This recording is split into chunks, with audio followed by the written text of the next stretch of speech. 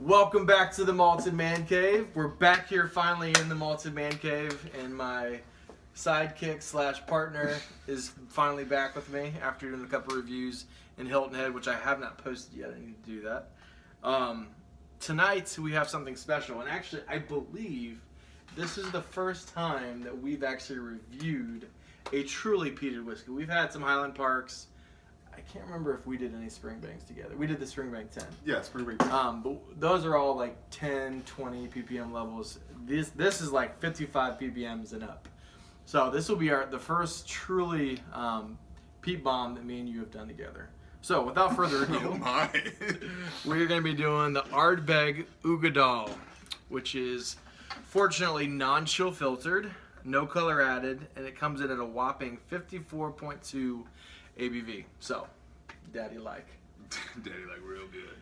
Daddy like real good. Baby like. Baby like. There's a couple things that I want to say about Ardbeg. Ardbeg, everyone knows about it. It has a great reputation. Everyone's buying it up. And rightfully so. I mean, it's an amazing distillery. They have just delicious juice. Some connoisseurs are getting a little annoyed with how gimmicky and how overhyped it's getting. But it got overhyped for a reason, because it was amazing stuff. Unfortunately, it's just making the good stuff way overpriced. Luckily, this is one of their releases that is consistent. It comes out all the time, and it's actually really, really good stuff. So, Ardbeg, I believe, first opened up in approximately 1798. I think, kind of in the 80s and 90s, business was not so great. And then in 1997, I think worldwide, Scotch started being in demand again, and Glenmorangie bought them, which we've done some Glenmorangie together, right? Yes. And then ultimately after that, Glenmorangie was bought out by Louis Vuitton Moet Hennessy, which we were talking about how they frickin' own everything. Them and Diageo, and I think even they do some joint ventures together where they kind of co-own stuff. So, Uigeadail, fun fact, actually means it's named after the loch where they get their water from. Cool thing about peated distilleries, a lot of times a lot of the water that they use actually has some of the peat in it. So it kind of makes it even more... Double dips it. Yeah, it makes it even more peaty than it already is. So, without further ado, and I actually want to give a shout out to my amazing boss and my coworkers who bought me for my birthday a couple weeks ago 2 Glencairn glasses, and they actually, our secretary, who's an amazing woman, her name is Brittany, she actually has an etcher, and she did the Malted Man Cave on her own. So shout out to her and the rest of my coworkers who helped chip in some money and did it. That was really awesome. Awesome. So without further ado and enough blabbering, let's get into some whiskey. All right. Well, we need to pour a little bit. Well, I thought you said you had some in there. Oh, I just wanted a little, because that was left overnight and added just. He had said before the review, I already have some in here. So you meant that you want that, plus you're going to top it off. Well, because it already has a little bit of water, so I Making me tried. look stupid on. No, I'm sorry, I didn't explain it right. Just kidding. I had initially I was like, oh, I don't want to put any water in it. I'm tough enough, and I stuck my nose down in it, and I was like, all right. I hope I've never given you that No, feeling, because no, it's just, some of the biggest whiskey connoisseurs in the world, they say that it's almost like a written rule, you have to just add a drop of water male to in order to fully appreciate it. that feeling of like when you're. It's probably because I'm so young even though we've been doing this for a couple months, I'm so young in the tasting of it that I still have that male machoism as far as like, oh, I can shoot it straight. Yeah. Yeah. I'm just weird. I truly, it's not like even, like I like it like that high strength. And it's not, I don't even think it makes me more manly because I'm afraid of spiders. No. And I'm not a handyman. In fact, Dave just came over. If ever I need anything fixed, I call Dave. And He didn't need I actually anything fixed. He could have figured it out. He figured it out myself. Yeah, he figured it out himself. Yeah, I was, sometimes just running your thoughts off of another person is all you need to fix a situation. So it's not a macho thing at all. I just legitimately like it. But most people that know a lot more about whiskey than I do will say you need to put some water in there to fully appreciate it. Oh, I fully agree, because when I put my nose, and I got a big nose, and I stuck that baby down in there, and The guy actually, since we're talking about Glenmorangie, which at one point owned Ardbeg, and actually the master distiller for Ardbeg and Glenmorangie still, even now that Louis Vuitton Moet Hennessy owns them, is actually Bill Lumsden. And he actually says in all like his like videos and stuff where he's, you know, repping it or whatever, or doing like whiskey tastings, he calls it releasing the dragon. You know, like they taste and eat first, and then they put the water in to release the dragon, and it kind of opens up the bouquet, if you will. I got it. So, without further ado, let's get into some whiskey. All right. Dang, that's good. Who's leading this bad boy off? You, of course. Me. All right. So the first note that I got was from when I initially stuck my nose in it, full strength, and it carried over to the second one. It's smoky, but it was more of like a sulfur-esque. I mean, it was so pungent, and even with it, a little drops of water in it, it's still pretty strong initially. But what's great about it is that immediately when I put a couple drops of water in it, the cherry, the redemption to all that smoke comes right out. And then sweetness wise, dried fruit is what I put down, but it was kind of a generic sweetness. I'm sure in later test samplings of it when I come over, I'll be able to kind of narrow down some of these, but for now they were just kind of generic because it's such a Dave has an unfair advantage. I get to like sit around and drink these and get notes. He only has like one little dram that he's got to come up with his notes before we do our reviews. So, and then Texas brisket. If you've ever been to Texas and you walk in the door of a good brisket place, yeah, totally. One of the things I put was like cured meats. Yeah. Oh so man, that's awesome that you get that. Yeah, you walk in the door. Totally brisket. Yeah. What is that? Not Rudy's. What is the? Yeah, Rudy's. Rudy's is one, but there's another smokehouse down in Cincinnati area. What is that called? I don't know. So, City Barbecue. Oh yeah. So yeah. good. There's one in Fairfield. Yeah. But specifically, it reminded me of summer in college, driving down to Texas, and stopping at this random side of because in Texas, if you're not from the U.S., we have states where you can drive for an hour and not see anything at all. You don't even see another car. Yeah, but anyways. You know, in Montana, fun fact, in Montana to this day, it's because it's a really big state and there's, you know, it's not very sparsely populated. Right. Everyone, when you go buy a car, they wave. Every single person. That's awesome. It's because I'm not alone. If I die a little bit, will you come back? The world hasn't ended. I haven't seen anyone in days. And then my last little note was, it has a fuel type attraction to me. I like the smell of gasoline, petrol, whatever you want to call it. Yep. I put motor oil. There you go. I have a affinity for that smell, and it takes me right to that daddy like. All right. Another thing that they say specifically with this one is you get like a fresh black tar. Oh yeah, just that. It's like a good kind of chemically. Yeah. Anyways. Just makes it interesting. Yeah. I still like to have in all my whiskeys like the vanilla bourbony notes or like the sherry, dark fruits, and chocolate. But sometimes it's nice to throw some other things in there to make it interesting. Yeah. All right, so on the nose, and this was some of the most, wow, I can't talk. Intense notes that I've ever written. I came up with a lot of notes. So it's like a smoky boathouse.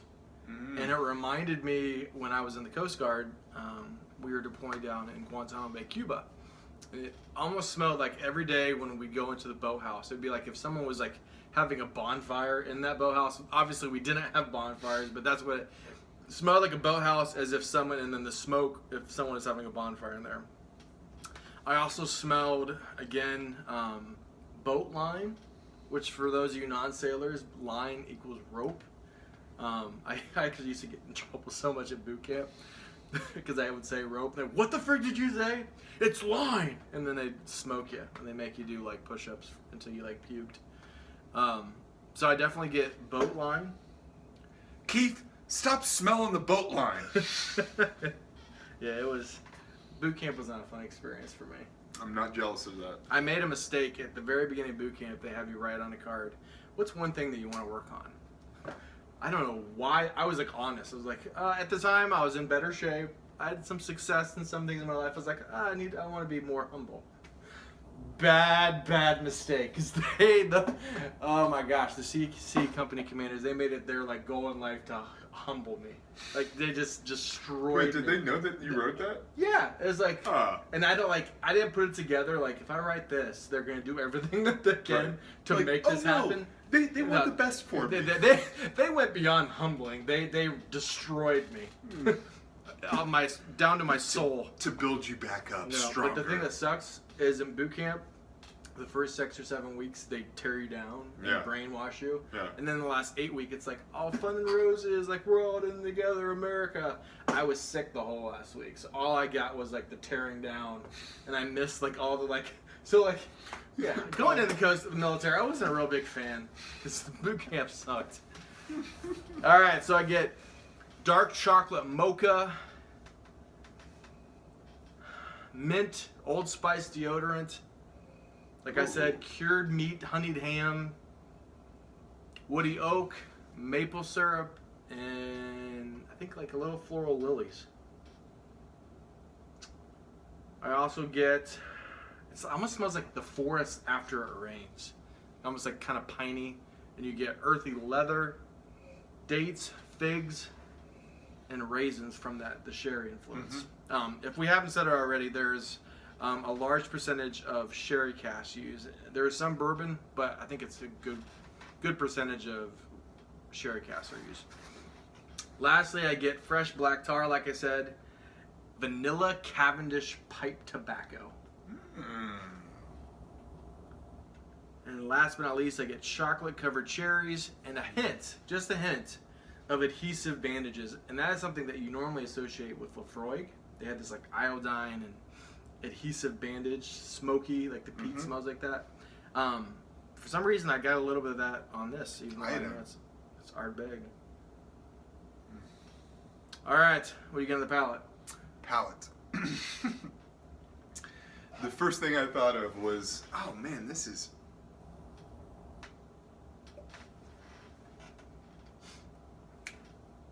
Power of the pause. So the first thing, right when it goes in, you had me hanging at the edge of my dream. I'm like, what did you do? Oranges, very orangey, but then the peat rolls in like a Mack truck, and it's like, oh, those orange trees are on fire, and they are burning to the ground. This sweetness is burning to the ground.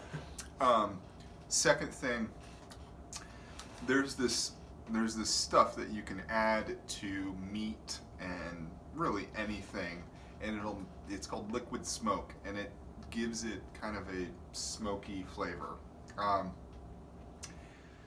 It's like a good version of that, I would put it. It's like if you could actually take liquid smoke and make it good, that would be that. Have you ever put too much liquid smoke on like a steak? No. Is it? Because I haven't. It's terrible. Oh, yeah. Like That's exactly. I dumped like way too much on it, and it was like not pleasant. Yeah.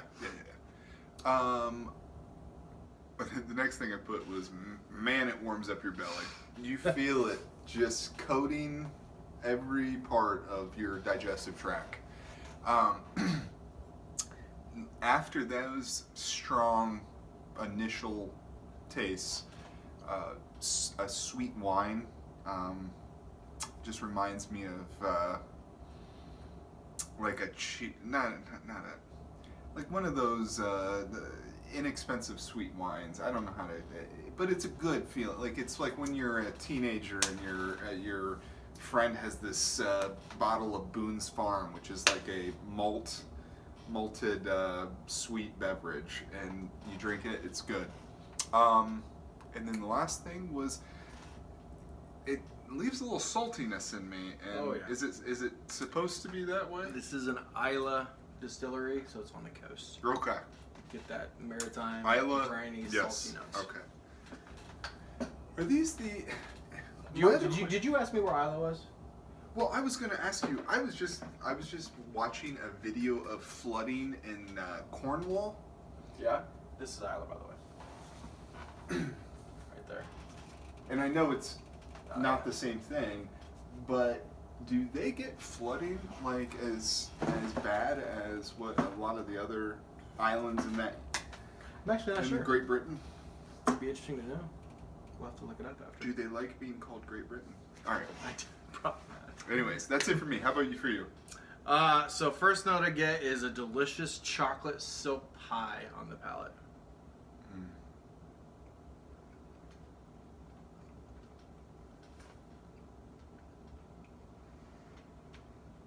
Treacle toffee, and then it was almost like oatmeal and brown sugar, almost like you're eating oatmeal, brown sugar, and raisins, and then it's like a waft of like salted smoke just came over you as you're like eating it.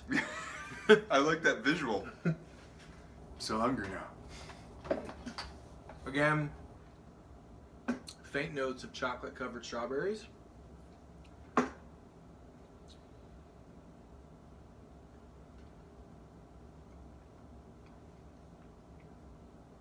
And I put almost like motor oil and mocha espresso, but in a good way. Yeah. I know, like, yeah.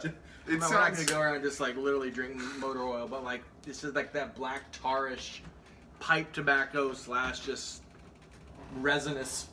Ardbeg's not going to be sending us any bottles over us saying motor oil and burning orange trees. And last but not least, I got salted chocolate caramels. So really good stuff. And last but not least, what'd you get on the finish? The finish, medium to long. It's a very slow fade. It stays pretty steady with me. At least it was didn't really lose much of its staying power while it was there. I did notice that the peat stayed for me and the cherry left. The two different contrasting tastes. And then lastly, and it wasn't bad. Once again, this is going to sound bad. I liked this. It was kind of left a metallic, like if you've ever had an empty spoon and you stuck it in your mouth and closed your mouth, put your tongue on it. Yeah. That metallic, and that sounds like a terrible experience, but it wasn't. I get that with this. Brook Laddie, Scottish barley. Okay. Classic Laddie. I taste metallic in this. And it's not necessarily unpleasant. Yeah. Just, I mean, by itself, maybe. That's the only way I could describe it. So, how about you?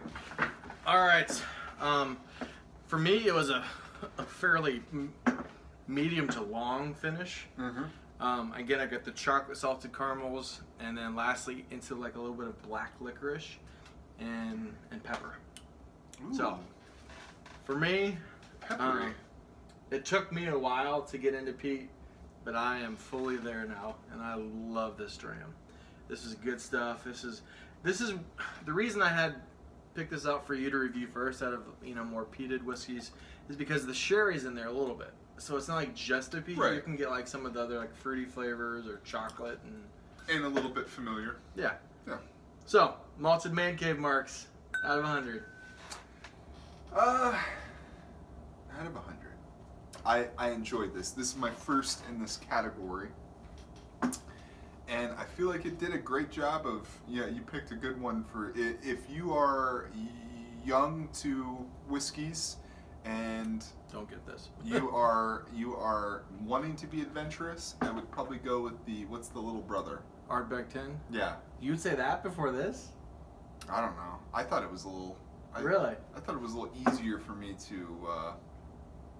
What is the ABV on Ardbeg 10? I'm getting up a lot this Anyways, I'm yeah, gonna give it's only 46. Okay. And it's bourbon barrels, which Yeah. you tend to like more bourbon type stuff. Just a little bit. So I would probably start with that and then move on to this. But it was definitely had some water. So an 89. 89.